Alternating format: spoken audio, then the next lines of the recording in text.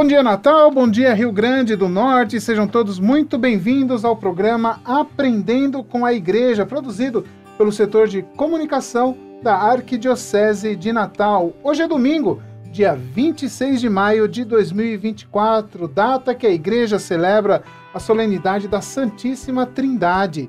E também estamos começando a semana onde celebraremos a festa de Corpus Christi no próximo dia 31 de maio. E no programa de hoje nós vamos conhecer mais sobre essas duas solenidades da Igreja. Para esta conversa nós convidamos o Padre Iago Carvalho, que é vigário paroquial da Paróquia Catedral e coordenador da Comissão Arquidiocesana de Liturgia e Sacramentos da Arquidiocese de Natal, e também apresenta o programa Liturgicamente Falando. Padre Iago, seja muito bem-vindo ao Aprendendo com a Igreja. Obrigado, Luciano. Bom dia a todos que nos acompanham pela 91.9, a Sintonia do Bem, a rádio da Arquidiocese de Natal. Para mim é uma alegria estar aqui mais uma vez para falar um outro tema sobre liturgia. Cacilda sempre costuma dizer que assim, toda vez que eu apareço na rádio é porque a liturgia está em voga. Tem algum tema em relação a isso, mas vamos que vamos. Então vamos lá, Padre. Então a gente agora tem duas solenidades importantes nessa semana, né? A Santíssima Trindade e na próxima quinta-feira, Corpus Christi. A proximidade entre essas duas solenidades, elas têm uma correlação entre elas? Na verdade, na liturgia, tudo tem uma correlação. Tudo está feito de uma forma muito catequética. E a solenidade da Santíssima Trindade, estando próxima da solenidade de Corpus Christi, significa duas coisas. A primeira delas, que de fato o corpo e o sangue de Cristo emanam também da santidade, da Santíssima Trindade. É vontade do Pai que o Filho seja o alimento na força do Espírito Santo. Esse é um ponto. Segundo, para mostrar que na vida da igreja tudo está ligado. Nós celebramos domingo passado Pentecostes. Agora, no dia de hoje, a solenidade da Santíssima Trindade. Na próxima quinta-feira, Corpus Christi. E por aí já vamos adentrando em todo o tempo comum. Para mostrar o quê? Tudo que a igreja faz de uma maneira catequética. Os mistérios não estão isolados, eles têm uma ligação. Tem um elo que une, seja por meio da historicidade, seja por meio da liturgia, seja até por meio também de um viés teológico, mas seria mais nesses dois sentidos. A vontade do Pai, que quis que o Filho tornasse alimento na força do Espírito, mas também a maneira catequética da Igreja ligar e deixar as solenidades umas próximas das outras, também para nos formar nos mistérios da fé. Seria mais nesse sentido. É aí que está a beleza da Igreja também, né, Padre? Com certeza, com certeza. Ela no seu modo de ensinar, continua sempre a nos ensinar. É como uma pessoa que tira coisas velhas e novas do baú. A Igreja está sempre nos mostrando coisas novas e velhas que aos nossos olhos passam até de uma maneira assim, nem sabia, não era coisa nem tão perceptível e tudo mais, mas a Igreja continua a nos ensinar e a nos favorecer sempre. Padre, como que a Santíssima Trindade ela é representada na doutrina da Igreja? A Santíssima Trindade, na sua representação, é o próprio Jesus Cristo. Nosso Senhor, quando no seu diálogo com Filipe, ele diz: Filipe, quem me vê, vê o Pai. Quem me vê, vê o Pai. E o discurso também da última semana, das duas últimas semanas antes da solenidade de Pentecostes, quem observa o Evangelho de todos os dias, observa também que Cristo diz: vou enviar o defensor, vou enviar o Paráclito, vou enviar aquele que vos revelará a verdade. Então, assim, a representação oficial da Santíssima Trindade é a pessoa de Jesus Cristo. É tanto que no ano da misericórdia, o Papa dizia que Jesus é o rosto da misericórdia da Santíssima Trindade. Então essa é a representação. Embora há outras representações também da Santíssima Trindade. O olho, que é um olho que tudo vê, ou seja, a onipresença de Deus. A presença do Espírito Santo como uma pomba, a representação do Filho como na pessoa de Jesus Cristo. São mais outras representações artísticas, mas também que brotam da Sagrada Escritura. Mas a representação realmente oficial é a pessoa de Jesus Cristo. Quem vê Cristo, vê o Pai e sente também a pessoa do Espírito Santo. Certo, Padre. E hoje a gente já tem essa visão mais ampla, né, da Santíssima Trindade, Mas os primeiros cristãos, como que era? Os primeiros cristãos, alguns conseguiram compreender. Não é à toa que o Evangelho de São João é um evangelho eminentemente teológico, a nível mais superior um pouco do Evangelho de Marcos, de Mateus, do Evangelho também de São Lucas. E eles conseguiram compreender que Cristo era o enviado do Pai e que ele não nos deixaria órfãos quando voltasse para o Pai. E sim teve a pessoa do Espírito Santo. Logicamente, ao longo de toda a construção da vida da igreja, ao longo dos séculos, foi se entendendo o mistério da Santíssima Trindade, né? A pessoa do Pai, a pessoa do Filho e a pessoa do Espírito Santo. Alguns cristãos que conviveram com o Nosso Senhor e ali no primeiro e segundo século ainda não tinham muito essa ideia formada, mas já se tinha as sementes. As bases já tinham sido lançadas pelo apóstolo João e também, logicamente, por Nosso Senhor na sua pregação e na vivência do seu evangelho. Consolidação realmente do mistério da Santíssima Trindade, nós já vemos ali do século III em diante, que aí começam as homilias, as formulações sobre os dogmas e tudo mais, até chegarmos àquilo que compreendemos hoje do que é a Santíssima Trindade. E padre, a gente sempre é questionado, as pessoas perguntam onde a gente encontra tal trecho na Bíblia, né? Na Santíssima Trindade, quais são as principais passagens em que ela aparece na Bíblia? As principais passagens são os evangelhos, especialmente o Evangelho de São João.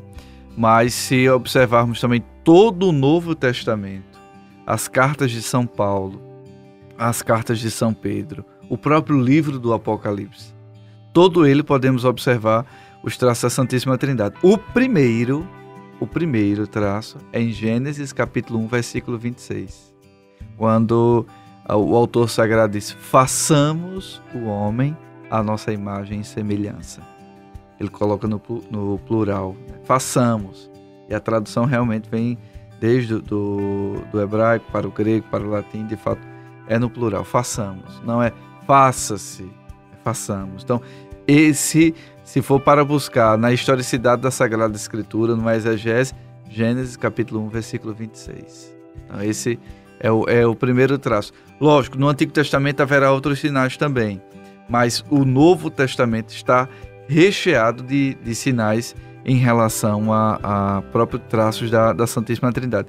São Paulo, na teologia paulina, isso é muito evidente, né? O Espírito Santo que começa a guiar os primeiros passos da igreja, mas por vontade do Pai, na pessoa e sacrifício do Filho. Então, é muito belo ver isto no Novo Testamento, mas há sinais também, como evidenciei no Antigo Testamento, no livro do Gênesis. Ou seja, tem que ser feita ali uma leitura e uma compreensão bem completa. Que nós chamamos de exegese, né? Precisamos fazer uma análise da própria Sagrada Escritura, né? Um estudo apurado. Muitos podem até se perguntar, mas padre, como é que eu faço também para poder estudar a Santíssima Trindade de uma maneira catequética, até numa linguagem bacana? O Catecismo da Igreja. O Catecismo da Igreja, todo ele é dividido nas formulações do credo, e nas primeiras partes está lá o Pai, o Filho e o Espírito Santo. Tem as explicações fundamentadas na vida teológica, na historicidade, ou seja, na tradição, também no testemunho dos santos, né? Porque muitos não compreendem o mistério da Santíssima Trindade. Como é que pode ser 3 pessoas em uma só, né? 3 vezes em um só e tudo mais. Então, assim, o catecismo ele apresenta de uma maneira muito, mas muito simples, mas profunda. Se nós cristãos católicos descobríssemos a riqueza que temos no catecismo, nós vivenciaríamos a nossa fé de uma maneira totalmente diferente. A gente pode fazer uma avaliação, uma análise de como a Santíssima Trindade ela foi desenvolvida ao longo dos concílios? Podemos. Por exemplo, no primeiro concílio, o concílio de Jerusalém, quando Pedro e Paulo se reuniram para poder confirmar o batismo dos pagãos e tudo mais. Depois, vemos nos demais concílios esta própria presença, mas eu destaco 2 concílios. O concílio de Nicéia e Constantinopla, quando de fato faz-se a formulação do dogma da Santíssima Trindade e lança-se as bases também até para a vida da igreja. Na verdade, são 3 concílios. O Concílio de Trento, que foi um concílio eminentemente pastoral e de regulação das coisas da igreja, mas que evidenciou muito a Santíssima Trindade, e o Concílio Vaticano II. Todas as constituições, todos os documentos evidenciam isso. Desses 3. Se fôssemos aprofundar o que diz cada um, aí de fato passaríamos do tempo necessário assim. Mas poderíamos evidenciar isso. O de Jerusalém foi o primeiro, né? O de Nicéia e Constantinopla, o Concílio de Trento na fundamentação da Santíssima Trindade por meio dos sacramentos, e o Concílio Vaticano II, que, vamos dizer assim, é o mais atualizado no sentido do que a igreja, ouvindo atentamente o desejo de Deus, aplica também no mundo de hoje. O Concílio Vaticano II foi o que gerou mais mudanças dentro da igreja. Sim. Na verdade, quem gerou mais foi o Concílio de Trento, assim, na questão de regulamentação. Sim. A interpretação do Concílio Vaticano II foi que gerou muitas mudanças. É como o Papa São João 23 dizia: vamos abrir a igreja ao novo, tirar a poeira dos móveis e tudo mais, dar esta renovação necessária que é própria do Espírito, né? Que faz nova todas as coisas. Então, a aplicação do Concílio Vaticano II, de fato, foi que deu esse caráter de renovação na vida da igreja. Que, inclusive, foi a primeira vez que se falou sobre comunicação dentro da igreja. Isso mesmo. Né? Isso através mesmo. Do Intermirífica. Isso mesmo. E até costumo dizer, a comunicação sempre existiu, mas nunca foi evidenciada. Porque o Espírito Santo é o comunicador por excelência da Santíssima Trindade. É o porta-voz na pessoa do Filho. E padre, hoje, né, com a modernidade, a gente percebe também algumas dificuldades que existem naquela relação com os jovens. Né, por conta de todas essas novidades tecnológicas, do fácil acesso às redes sociais, aos meios de comunicação, mas existe o trabalho catequético, né, a catequese. Como que os catequistas hoje trabalham a Santíssima Trindade com os jovens? Nas redes sociais há diversos perfis católicos que podem ser utilizados para uma boa catequese, né? Eu destaco aqui 2 perfis, um de Dom Henrique Soares Costa, que tem homilias assim excelentes e vídeos de fácil acesso, que hoje, para prender a nossa atenção, a coisa tem que ser com exatidão e curta, né? Então, ele tem um vídeo, por exemplo, de 5 minutos, que explica muito bem o mistério da Santíssima Trindade, né? Tem a própria história de Santo Agostinho, tentando compreender o mistério da Santíssima Trindade, que é um clássico, que também está em vídeo, está em charges. É uma coisa bem bacana nas redes sociais, que diz que Santo Agostinho caminhava na praia e tentava compreender o mistério da Santíssima Trindade. E via uma criancinha cavando um buraco e pegando a água do mar e colocando no buraco. Ia e voltava, e ele observando aquilo, aproximou-se dela e disse assim: meu jovem, o que queres fazer? Ele disse: colocar toda a água que ali está aqui dentro. Mas você não vai conseguir, a imensidão desta água é muito vasto para colocar aqui. Ele disse: do mesmo jeito é o mistério da Santíssima Trindade. Não se cabe a compreensão do que é um mistério tão grande para uma cabeça tão pequena, né? Então, assim, foi um estalo que Santo Agostinho teve em relação a isso, que também pode ser colocado de uma maneira catequética para os jovens, né? Isso tem em desenho, tem em vídeo, tem em charge, tem várias coisas. Se utilizando das mídias, mas também do encontro pessoal, né? Apesar das comunicações estarem bombando, isso é muito bom. Estamos aqui num veículo de comunicação como a rádio, né? Em tempos também de pandemia, de calamidades. Agora, lá no Rio Grande do Sul, a rádio provando também tudo isso. Mas a proximidade, o testemunho, né? A maneira de falar, de se comportar, de se dirigir, a perfeita comunicação em relação a isso. Então, eu recomendaria vivamente o bom uso das redes sociais, de bons conteúdos, como o do Catecismo, da Igreja Católica, o próprio Dom Henrique, o próprio site da nossa arquidiocese, que comumente sempre publica um artigo em relação a isso, né? O Liturgicamente Falando, puxando sardinha para o programa que eu apresento. Mas também a própria catequese no sentido assim, do estudo pessoal, né? Da busca de cada um, do testemunho, que servirá também como forma de ensinamento catequético. Quer dizer, é uma adaptação, né? Que os próprios catequistas têm que se adaptar para poder passar com mais conteúdo. Isso mesmo. Né? Formar-se para formar. Exatamente. Formar-se para formar. Eu costumo sempre dizer, a gente só dá aquilo que tem. Então é preciso também queimar um pouquinho as pestanas para poder estudar mais um pouco, se aprofundar e se aproveitando de tantas maneiras que se tem para poder ensinar. As redes sociais, os vídeos, a própria interação, fazer essa experiência também de Santo Agostinho, chamar os jovens, vamos lá para a praia, cava um buraco, pega água e fique fazendo também. É uma atividade de campo, como costumavam dizer. Então, assim, maneiras tem, que às vezes nos falta um pouco de interesse, de aprofundamento do estudo, né, em relação a isso. É deixar a Santíssima Trindade agir. Com certeza, isso é verdade, Luciano.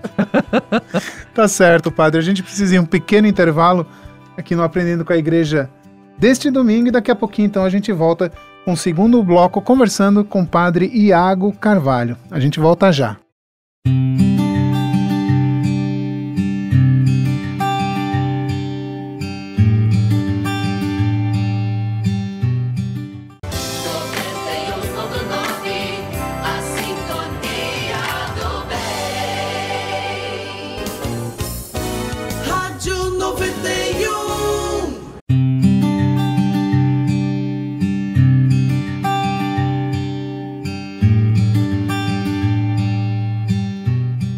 Estamos de volta com Aprendendo com a Igreja deste domingo, dia 26 de maio de 2024, data da solenidade da Santíssima Trindade. Padre, hoje as paróquias celebrando então essa solenidade da Santíssima Trindade.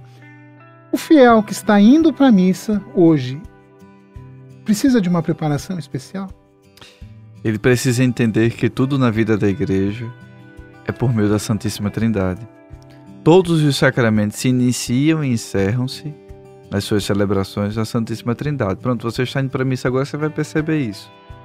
Como é que o padre começa a missa? Em nome do Pai, do Filho e do Espírito Santo. Como é que ele encerra? Abençoe-vos Deus Todo-Poderoso, Pai, Filho e Espírito Santo. Então, assim, é preciso entender que tudo na vida da igreja gira em torno da Santíssima Trindade. Se ele começar a compreender e ter esta noção, ele vai observar até mesmo a celebração da Santa Missa com outro olhar, enxergar de um novo jeito. Então, se você está a caminho, por exemplo, da Igreja Catedral, que tem a missa daqui a pouco às 11 horas, se você está a caminho de alguma outra paróquia, vai participar da missa mais tarde e tudo mais, observe os sinais da Santíssima Trindade. A primeira leitura de hoje, que fala também sobre a intercessão de Moisés, o próprio Evangelho. Então, assim, são sinais de observação da ação trinitária, né? Como a igreja costuma dizer, da ação trinitária da própria Santíssima Trindade. Perfeito, padre. E como que a devoção à Santíssima Trindade ela enriquece a oração do fiel? A Santíssima Trindade tem uma outra coisa bem peculiar, que Deus quis se fazer comunidade, né? Deus quis se fazer na presença de todos. Não é um Deus isolado, mas é um Deus que assume também a condição humana, é um Deus também que se faz próximo a todos. Então, a devoção, a fé na Santíssima Trindade nos mostra também que devemos viver em comunidade. Ninguém é uma ilha, ninguém vive isolado. Nós precisamos uns dos outros. Deus Pai precisou do Filho para que, por meio do Espírito Santo, também pudesse fazer a graça da salvação do mundo inteiro, a salvação dos homens e mulheres. Então, a devoção peculiar na Santíssima Trindade nos mostra isso. Toda ação deve ser uma ação comunitária, nunca uma ação isolada. Nós vivemos num mundo de tanto egoísmo, de tanto individualismo, onde prevalece sempre o eu, a minha coisa, as minhas coisas, o meu fazer, o meu jeito, mudar até mesmo a linguagem, o nosso jeito, as nossas coisas, os nossos afazeres, né? Então, a devoção à Santíssima Trindade nos lembra sobre a presença da comunidade, mas também nos lembra a presença do outro, a importância também da partilha, de estar com o outro.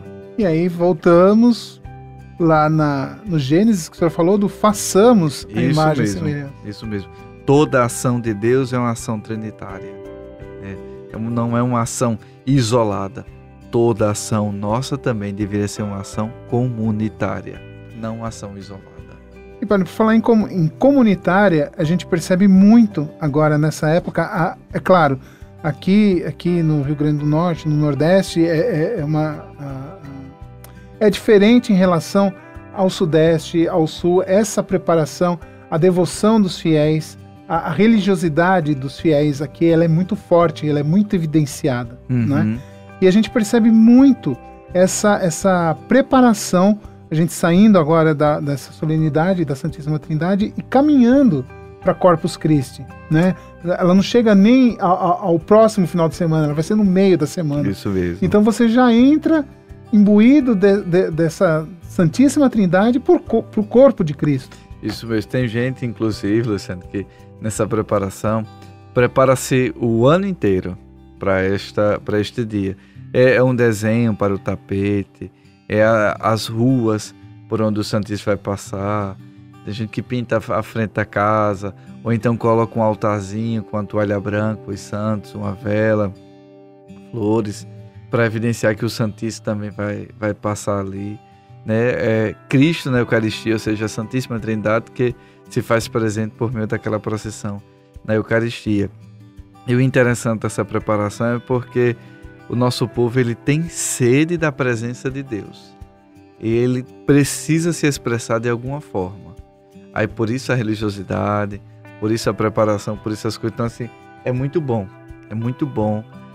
ver tudo isso, é muito bom ver a fé do povo potiguar, ver a fé do povo nordestino.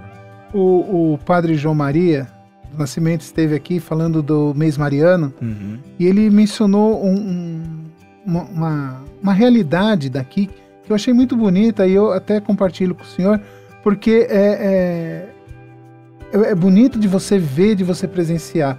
Existem comunidades em que o padre vai uma vez por mês, uma vez a cada 40 dias, mas na casa das pessoas sempre tem a imagem de Nossa Senhora ou tem algo simbolizando o cristianismo. E essa questão também de preparação para Corpus Christi, ela é muito forte aí também, né, padre? Com certeza. No mês mariano, as pessoas se reúnem na casa uns dos outros para a recitação do Santo Terço. De Corpus Christi, as pessoas vão evidenciando e de uma maneira especial já se preparando para esta celebração, né? Diz, é feriado. Não é feriado, não. É dia do corpo e sangue de Nosso Senhor. É o dia que também nós rememoramos a presença de Jesus realmente na Santíssima Eucaristia, né? Tem gente que nesse dia se veste branco, tem dia que nesse dia chega cedo para ver o tapete como ficou.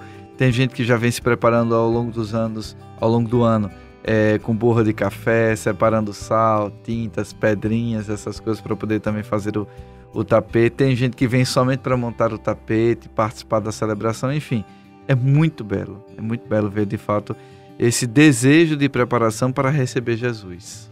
E padre, a gente está falando dos tapetes, qual que é o significado dos tapetes? Os tapetes é uma demonstração pública da nossa fé, assim como uma procissão.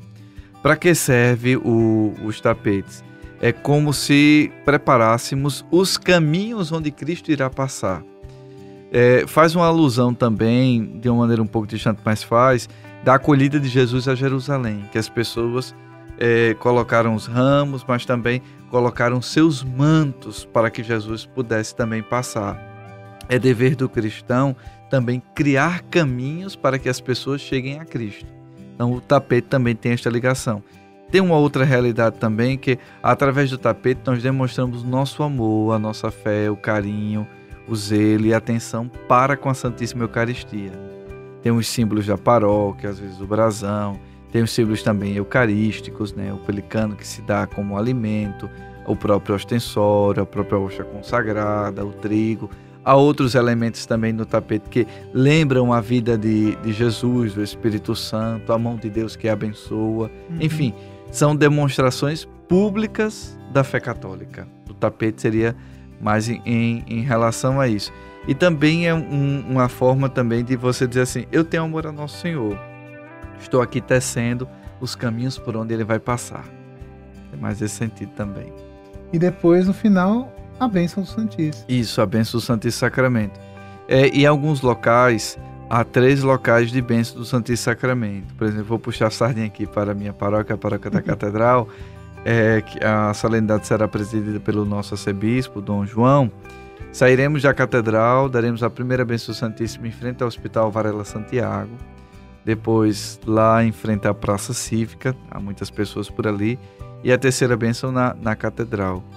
A procissão, a semelhança também do tapete, é para demonstrarmos a todos, aqueles que creem e os que não creem, Cristo está vivo, presente na Santíssima Eucaristia e abençoa a todos, como evidencia tanto o Papa Francisco, abençoa a todos.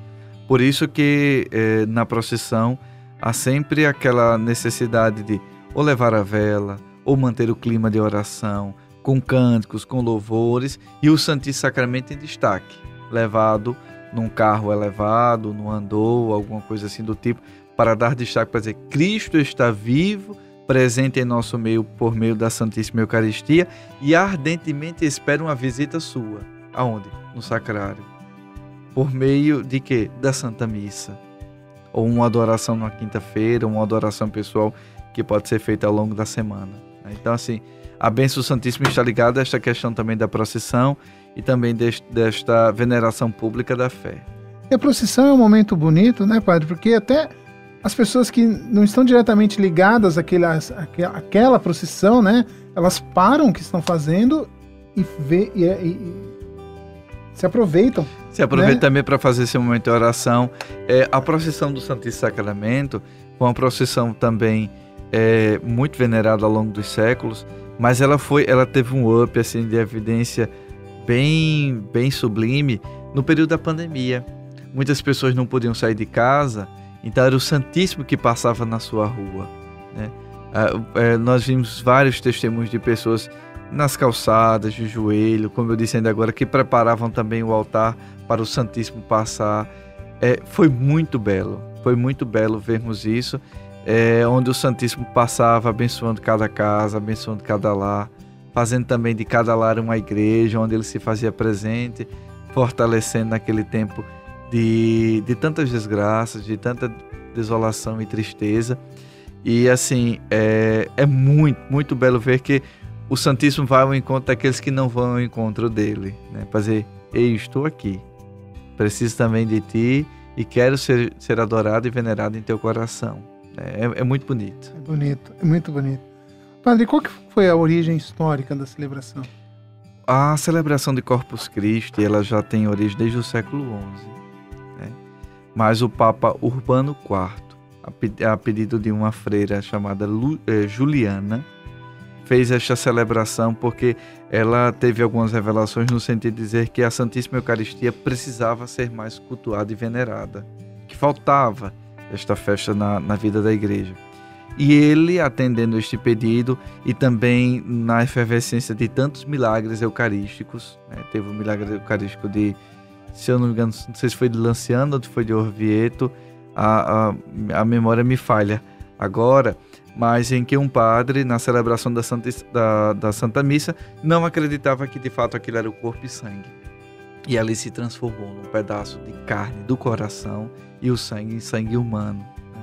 Que encontram-se presentes até hoje. Então, assim, atendendo também estes pedidos e observando os sinais que o Espírito Santo, que é o Pai e o Filho, faziam na vida da igreja e na vida do povo, o Papa institui, né, em 1264, a solenidade de Corpus Christi. Ela não teve grande repercussão porque o Papa morreu logo em seguida, pouco tempo depois. Mas, por exemplo, na Diocese de Colônia, na Alemanha, onde isso já era bem celebrado, depois nas próprias dioceses da Espanha e de Portugal, isso tomou um boom bem grande em relação à confecção dos tapetes, à celebração de Corpus Christi e, consequentemente, para as suas colônias, tanto as espanholas como as portuguesas, no caso aqui do Brasil. Então, assim, é uma celebração que vem desde o século XI, que foi evidenciada pelo Papa Urbano IV e teve essa evidência maior ao longo dos séculos na historicidade, mas também os papas aderindo às procissões de Corpus Christi, colocando no Código de Direito Canônico que é uma procissão, é a única procissão que é obrigatória. Todo fiel católico deve participar. Está dispensado, logicamente, aqueles que não têm condições de saúde físicas para poder participar. Mas pelo Código de Direito Canônico, ela é obrigatória a participarmos. E o Código até diz assim, como eu dizia ainda agora, para a veneração pública, demonstrarmos a todos que acreditamos que Cristo se faz presente na Santíssima Eucaristia. Vem desde o século XI e foi evidenciada também ao longo dos séculos. As solenidades, elas aconteciam sempre assim, em alguma diocese, ou então a pedido próprio na inspiração do Papa, e depois elas vão crescendo conforme os anos vão passando, as pessoas também vão compreendendo e aderindo também a esse movimento de fé. André, é claro que para nós católicos todas as festas, todas as solenidades são importantes, mas a gente poderia colocar a solenidade de Corpus Christi como sendo a terceira mais importante depois do Natal e da Páscoa? Não, a solenidade, vamos dizer assim, a terceira mais importante, na verdade a primeira é a Páscoa, né? Aí depois o Natal. Depois do Natal aí vem as solenidades próprias de Nosso Senhor, Ascensão, Pentecostes, né? Depois disto vem as próprias solenidades da vida da igreja, aí entra a solenidade de Corpus Christi, né? Então, assim, se formos evidenciar, ela está em quarto lugar. Ela está em quarto lugar. Mas não menos importante. Não menos importante, e tem todo o seu grau de reverência, de significados e, acima de tudo, de vivência. Né? Mas se formos elencar, padre, onde é que eu encontro esta listinha? Né? Na Instrução Geral do Missal Romano, na instrução também da Liturgia das Horas, a gente encontra vamos dizer, essa hierarquia de importância das solenidades. Tá certo, padre. A gente vai agora mais um pequeno intervalo no Aprendendo com a Igreja. Daqui a pouquinho, então, a gente volta com o último bloco, conversando hoje com o padre Iago Carvalho. Até já!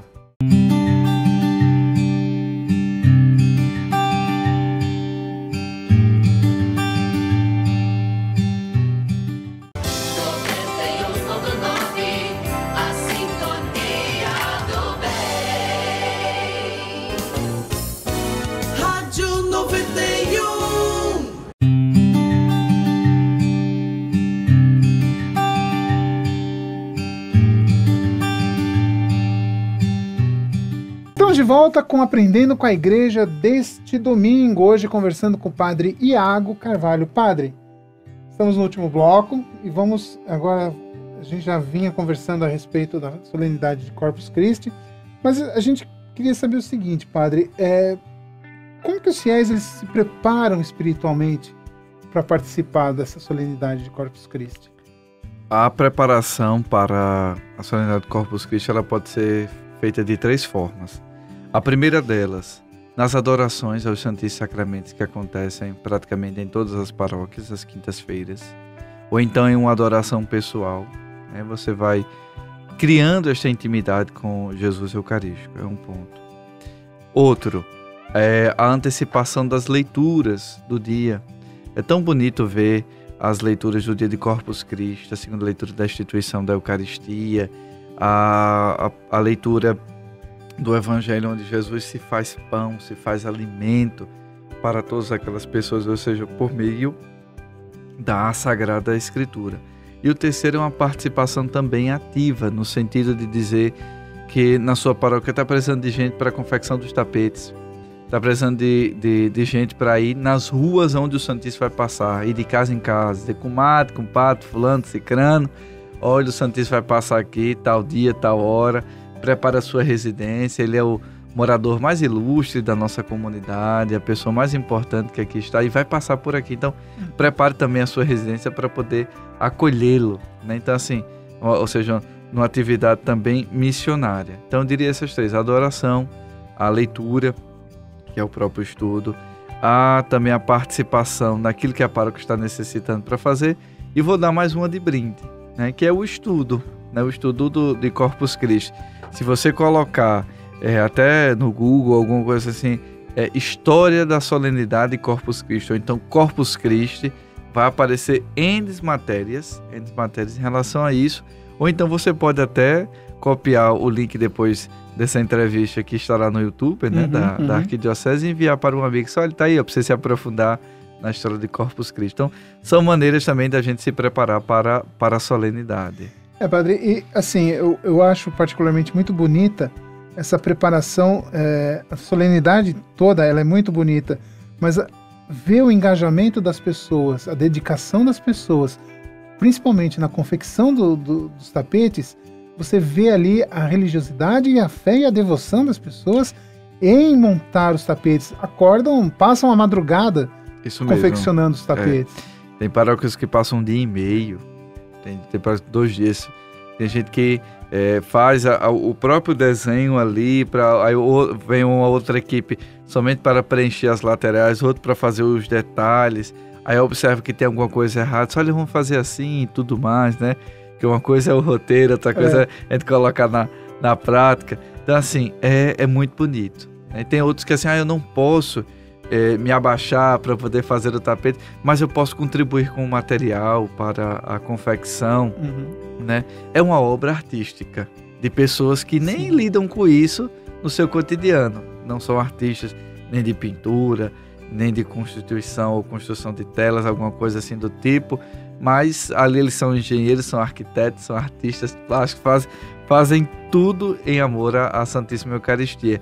E assim, toda ajuda sempre é muito bem-vinda, né? Sim. Sempre é muito bem-vinda, no sentido também de participação e até mesmo de organização da celebração. Outros leem, outros cantam, outros participam, outros fazem acolhida, enfim, naquilo que é próprio também dos ministérios litúrgicos. Sim. Aqui no Rio Grande do Norte, por conta inclusive do clima, que é bem quente, a gente percebe realmente, existe uma facilidade, entre aspas, né, bem guardadas as aspas, de você montar os tapetes durante a madrugada. Diferentemente de São Paulo, que um dos grandes tradicionais tapetes de São Paulo, de Santana de Parnaíba, que as pessoas saem de madrugada no frio, isso mesmo, uma temperatura baixíssima, e montam seus tapetes. Tanto lá em São Paulo, como também em São João del Rei, né?